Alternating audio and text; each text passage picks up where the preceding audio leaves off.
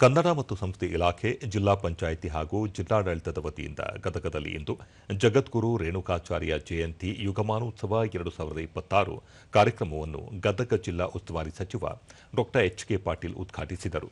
ಕಾರ್ಯಕ್ರಮದಲ್ಲಿ ಕನ್ನಡ ಮತ್ತು ಸಂಸ್ಕೃತಿ ಇಲಾಖೆ ಸಹಾಯಕ ನಿರ್ದೇಶಕ ಡಾ ಬಸವರಾಜ ಬಳ್ಳಾರಿ, ರಾಜ್ಯ ವಿಕೇಂದ್ರೀಕರಣ ಯೋಜನೆ ಮತ್ತು ಅಭಿವೃದ್ಧಿ ಸಮಿತಿ ಉಪಾಧ್ಯಕ್ಷ ಡಿಆರ್ ಪಾಟೀಲ, ಉಪನ್ಯಾಸಕರಾದ ಡಾ ಜಯಶ್ರೀ ಮಲ್ಲಿಕಾರ್ಜುನ ಹೊಸಮನಿ, ನಗರಾಭಿವೃದ್ಧಿ ಪ್ರಾಧಿಕಾರ ಅಧ್ಯಕ್ಷ ಅಕ್ಬರ್ ಸಾಬ್ ಬಬರ್ಚಿ, ಜಿಲ್ಲಾ ಖಾತರಿ ಯೋಜನೆಗಳ ಪ್ರಾಧಿಕಾರ ಅಧ್ಯಕ್ಷ ಬಿಬಿ ಅಸೋಟಿ, ಅಪರ ಜಿಲ್ಲಾಧಿಕಾರಿ ಡಾ ಕೆಆರ್ ದುರುಗೇಶ ಮತ್ತಿತರರು ಉಪಸ್ಥಿತರಿದ್ದರು.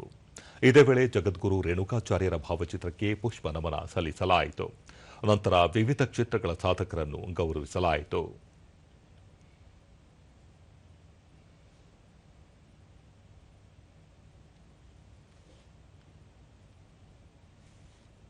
ಬಳಿಕ ಡಾ ಎಚ್.ಕೆ. ಪಾಟೀಲ್, ರೇಣುಕಾಚಾರ್ಯರು ಕೇವಲ ಒಂದು ಧರ್ಮಕ್ಕೆ ಸೀಮಿತವಾಗದೆ ಸಕಲ ಮನುಕುಲಕ್ಕೆ ಮಾನವೀಯ ಮೌಲ್ಯಗಳನ್ನು ಸಾರಿದವರು.